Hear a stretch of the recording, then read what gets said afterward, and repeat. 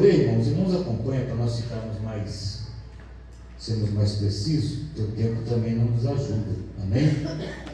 Verso 7, 19 e 7 que diz: Responderam-lhe os judeus: nós temos uma lei, e segundo a nossa lei, deve morrer porque se fez filho de Deus. E Pilatos, quando ouviu essa palavra, mais atemorizado ficou. Entrou outra vez na audiência e disse a Jesus: de onde és tu? Mas Jesus não lhe deu resposta. Disse-lhe, pois, Pilato: não me falas a mim?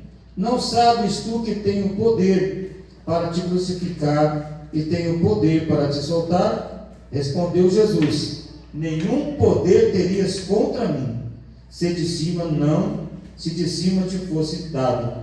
Mas aquele que me entregou a ti, maior pecado tem. Amém? Irmãos, vamos se assentar, irmãos. Aleluia. Glória a Jesus. Eu acho interessante, irmão, nessa palavra, e eu vou chegar onde eu quero concluir ela. Nós vemos que Jesus, antes de ser crucificado, Jesus foi levado perante as autoridades. E Jesus foi interrogado por quê? Porque ele se dizia ser filho de Deus. E os judeus ficaram, vamos dizer a palavra certa, endemoniados, com essa palavra, porque eles não aceitavam que um homem simples, como Jesus, e eles que conheciam, por exemplo, muito a família de Jesus, achavam que Jesus realmente não era filho de Deus, coisa nenhuma, e eles falaram isso para Jesus, E Pilatos chega para Jesus e pergunta: tu és o filho de Deus? E Jesus não responde nada.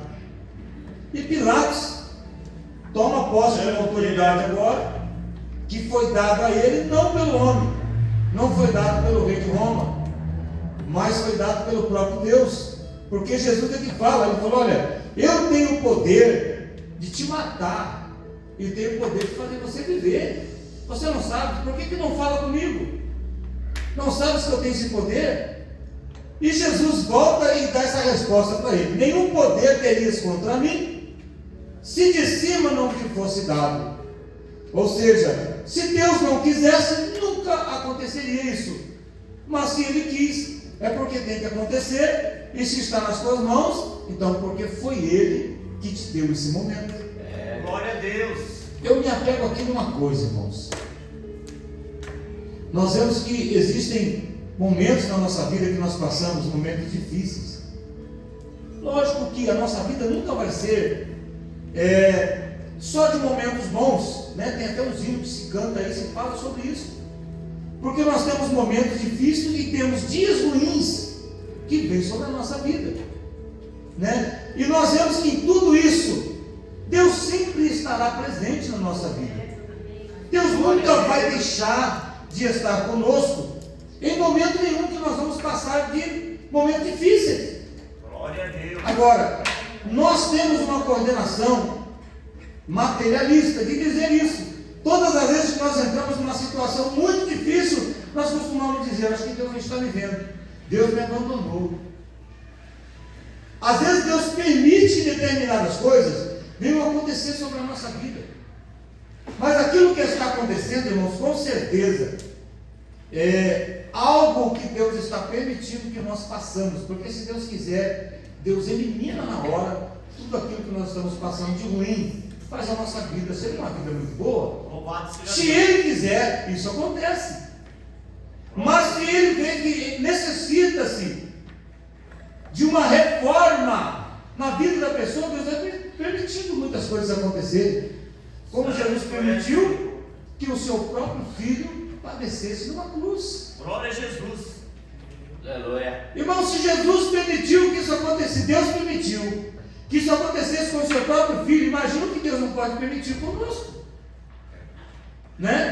Se Jesus passou por aquele momento de sofrimento, de tristeza, de morte, de crucificação e morte, realmente por que nós não podemos passar por momentos nenhum difíceis? Se Deus permitiu isso com o seu próprio filho, por que Ele não pode permitir isso em nossa vida? Deus. Nós vemos que a nossa vida, irmãos, ela está totalmente nas mãos de Deus, e Ele faz com ela o que ele achar que deve fazer. Glória a Deus. Quando Jesus disse para Paulo que Paulo ora sobre aquela enfermidade que ele tinha, e Jesus olha para ele e fala: Paulo, a minha graça, porque o meu poder se aperfeiçoa na sua fraqueza. Glória a Jesus. E é uma realidade, irmãos, que nós vemos da nossa vida estar totalmente nas mãos de Deus, e nós vamos viver segundo a sua vontade. Glória a Deus. Por que nós temos que todo dia que nós acordamos, orarmos a Deus e glorificarmos a Deus pela noite que nós tivemos?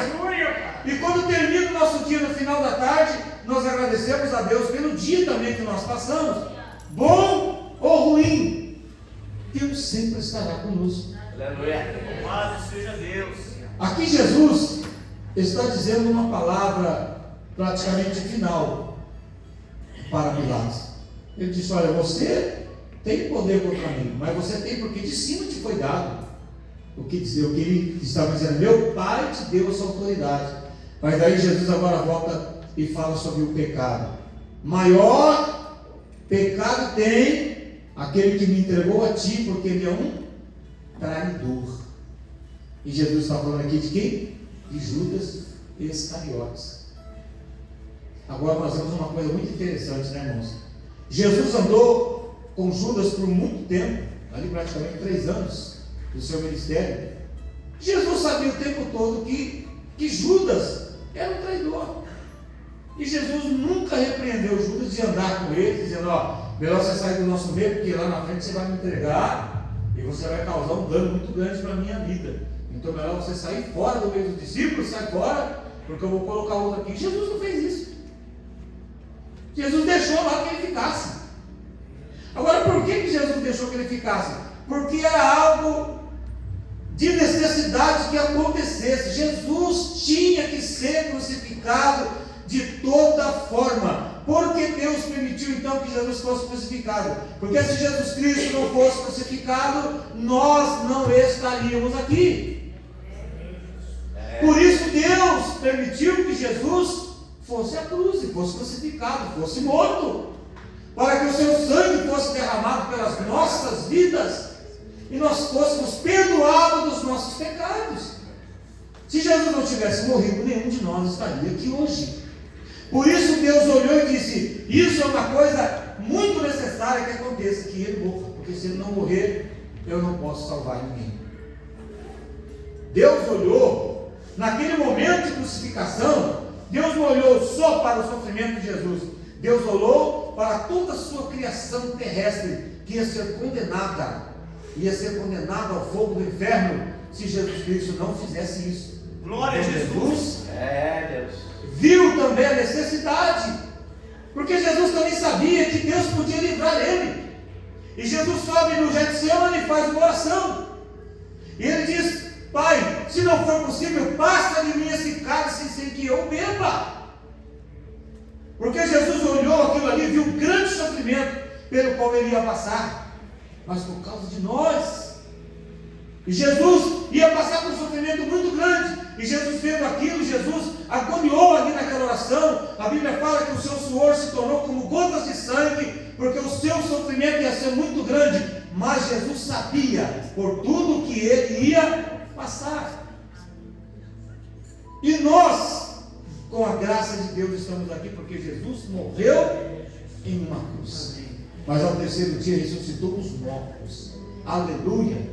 E nos trouxe a paz através do teu sangue. Hoje nós estamos aqui, aleluia, podemos dizer que somos salvos da pessoa bendita de Jesus, por causa do seu sangue que foi derramado naquela cruz por nós. Mas Jesus deixa aqui um recado, irmão, dizendo: porém eu te digo, falando para Pilatos, maior pecado tem aquele que me entregou a ti. Estava falando de Judas, traição. Irmão, às vezes nós andamos com o irmão do nosso lado, ele bate nas nossas costas, mas é o que nos entrega a morte às vezes. Conclusão? Às vezes nos trai, né? Pessoas que ficam, depois, fiquei sabendo que esse cano está falando mal de mim, na minha frente ele é tão legalzinho, ele trata tão bem, é falsidade, né? Mas, irmão, nós não devemos subjugar isso. Se ele está em nosso meio, é porque Deus quer que ele fique. Jesus disse: é importante que fique. Mas a Bíblia também fala que aquele que usa de engano não permanece dentro da sua casa, né? Então, Existem coisas, irmãos, que nós não precisamos julgar, nem condenar, porque Deus está vendo tudo e quem está agindo é Ele, né? Aquele que hoje não ficarei da minha casa, diz o Senhor. Quer dizer, não é o pastor, não é o obreiro, quem fala isso é o próprio Jesus Cristo. Aleluia. Por isso, irmãos, nós temos que orar a Deus e sempre estar tratando bem as pessoas, não importa quem elas sejam. Quando Judas chega até Jesus para entregar ele beija o rosto de Jesus. Jesus fala para ele: Judas, com um beijo você trai o Filho do Homem, porque ele sabia o tempo todo que Judas ia fazer isso. Mas o que Jesus entendia por isso? Porque ele não repreendeu Judas, não disse não faz isso, porque, irmãos, alguém teria que ser usado para isso acontecer. Como Judas deu lugar, Jesus falou: esse aí mesmo, vai ser ele, porque o coração dele se carregou de traição, né? E agora Jesus deu o recado para Pilatos, e acredito que isso aí também foi parar, né? Nos ouvidos de Judas, ele foi lá no inferno. E Jesus falando aqui que ele ia se encontrar com Judas ainda, nem que fosse do outro lado, né? Mas nós vamos se encontrar do outro lado. O maior pecado no mundo. Tem um homem que me entregou a ti. Numa outra passagem do Novo Testamento ele diz: bom para esse homem que ele não tivesse nascido, que ele não tivesse vindo a esse mundo, né? E Jesus manda um recado para Pilatos, falando de Judas no caso, e aí um alerta, irmãos, para todos nós. Por quê? Nós temos que tomar muito cuidado com essa palavra pecado. O pecado é a autocondenação das nossas almas. Nós temos que fugir do pecado. A Bíblia diz que aqui, quem é filho de Deus não anda pecando, mas foge do pecado. Eu sempre costumo dizer que o pecado consciente é o pior pecado que se comete no mundo, porque a consciência já traz a condenação. A pessoa dizendo assim: eu vou errar, eu sei que é errado, mas eu vou pecar, porque depois eu vou pedir perdão para Jesus. A consciência do que ele está fazendo está condenando ele. A consciência do pecado é a pior condenação que existe no mundo. Hoje estamos falando sobre isso um pouco também de manhã, né? Porque às vezes nós cometemos muitos erros que às vezes quando vimos já fizemos. Aí vem Jesus, tem misericórdia, não devia ter feito isso, devia ter falado aquilo. Há uma diferença daquele que se esforça para estar na presença de Deus e aquele que faz a coisa errada tendo convicção que está fazendo errado. Ele não está se importando com o erro que está cometendo, e dia após dia ele vai só agravando aquela situação pela qual ele está passando. E nós vemos que Jesus, ele fala uma coisa aqui, irmãos, e às vezes a pessoa não leva a sério isso, né? A traição é uma coisa terrível. A traição é uma coisa que ela deixa uma marca muito profunda, né? Marido e mulher, por exemplo, às vezes quando o marido é traído pela mulher, e ainda que ele perdoe, aquilo ali fica, irmão, fica. Ele pode perdoar, mas é uma mancha que fica ali, porque é um pecado terrível que se comete. O ser humano tem que tomar muito cuidado com aquilo que ele está vivendo, fazendo, por onde andando, né? Tomando, a Bíblia diz que vigiando o tempo todo, nós temos que estar vigiando a nossa vida o tempo todo, e por estar na presença do Senhor Jesus, porque o inimigo, irmãos, todos os dias, ele está preparando um laço, armando alguma coisa no nosso caminho, e nós temos que estar vigiando em oração, para que o Senhor venha nos dar livramento dessas coisas erradas, que o inimigo vem lançando em nossos caminhos, né? A seta da tristeza que muitas vezes é lançado dentro do nosso coração, nós temos que tomar cuidado, porque às vezes nós entramos por esse caminho. A pessoa chega e não tem prazer, fala: olha, fulano esteve falando mal de você, rapaz, e eu repreendi ele. Mas quer ver a pessoa se importar com aquilo que ele está fazendo, né? E nós não devemos olhar para essas coisas, irmão, devemos olhar para Jesus o tempo todo, né? Porque o inimigo, ele não cansa de armar os seus laços contra a nossa vida. A Bíblia fala que o inferno está rodeando a nossa vida o tempo todo, né? A Bíblia diz que Satanás está como um leão ao nosso derredor, porque ao nosso redor está Jesus Cristo, e ao nosso derredor está o inimigo das nossas almas, rodeando a nossa vida todos os dias, 24 horas por dia, nos observando o que falamos, o que fazemos e o que pensamos, porque ele está tentando armar alguma coisa em nosso caminho para nos pegar. E nós temos que estar em constante oração, para que o Espírito Santo nos guarde. Amém? Nos livre, irmãos, dos laços que o inimigo ele tem armado contra as nossas vidas. E Jesus Cristo o tempo todo está falando conosco. Nós vemos que a pregação do Evangelho que Jesus trouxe para esse mundo foi uma pregação de santificação, para nós nos santificarmos nosso corpo, alma e espírito, como está dizendo a palavra do Senhor. Amém? Temos que estar preparados diante do Senhor, porque o dia do arrebatamento não vem vindo. E quando a Bíblia fala que Deus ele vai pegar muitas pessoas desapercebidas, e é verdade que nós estamos vivendo nos dias cada vez maior de frieza espiritual, de um afastamento. Quantas pessoas já não conseguem mais, irmão, ainda que ele tenta colocar Jesus no coração dele, e ele não consegue mais porque sente o seu coração vazio. Ele sente a sua vida vazia, sente aquela frieza, aquela mormice, vem para a casa de Deus, mas da mesma maneira que ele vem, às vezes vai pior para casa, porque ele está dando lugar a coisas que não são coisas de Deus. E nós temos que tomar cuidado com aquilo que nós colocamos no nosso coração, irmão, durante o dia, durante a semana, porque às vezes tem pessoas que aparecem na semana na igreja só no final de semana, só no domingo. Então durante a semana ele está se carregando, e o inimigo só observando, carregando ele de coisas erradas, preparando o seu caminho, plantando na sua mente, no seu coração, e quando chega na igreja, ele não consegue sentir nada da parte de Deus. Deus, aleluia. Não tem alegria às vezes por entrar por aquela porta dentro. E o cristão, como servo de Deus, irmãos, ele tem que ter alegria quando ele entra na casa do Senhor. Ele tem que se lembrar das palavras do salmista Davi, dizendo: alegrei-me quando me disseram, vamos à casa do Senhor. Sair de casa com aquela alegria de ir para a igreja, de estar na presença do Senhor. E nós vemos que aqui Jesus, ele deixa um relato muito claro. Ele conhece tudo e todas as coisas, e muitas das coisas Deus permite que aconteçam. Às vezes, por falta da nossa vigilância, acontecem muitas coisas. E às vezes nós estamos atribuindo isso ao inimigo das nossas almas. Ele não tem poder, irmãos, de entrar na nossa vida e trazer qualquer coisa. Ele só entra quando nós damos lugar para ele entrar, quando nós abrimos uma brecha. Aí o inimigo entra, ele se infiltra, trazendo coisas erradas para a nossa vida, né? Trazendo tristeza, trazendo angústia, depressão. Muitas vezes, quantos cristãos entram em depressão e são cristãos que conhecem o Senhor Jesus Cristo? Eu fico pensando, irmãos, pode o cristão que é servo de Deus entrar em depressão só se ele se esquecer de Jesus e deixar de olhar para Jesus? Porque isso não existe. O cristão que conhece a Deus, ele tem o Espírito Santo. Glória a Jesus. Amém? Glória a Deus. Tem o Espírito de Deus, aceitou Jesus como Salvador, está em oração, consagração. Ele tem que ser uma pessoa alegre, está na presença de Deus. Glória a Deus. Ele está na presença de Deus com o seu coração livre para adoração. Ele tem que estar na presença de Deus, aleluia, feliz por ter essa oportunidade de estar aqui. Aleluia. E quando essa alegria é tirada, alguma coisa está acontecendo, irmãos. Quando a alegria do crente é tirada do coração dele, de estar na presença de Deus, é porque alguma coisa está acontecendo com a sua vida. Aleluia. E nós temos que parar para analisar. O apóstolo Paulo, ele mandou fazer essa reflexão no livro de Coríntios.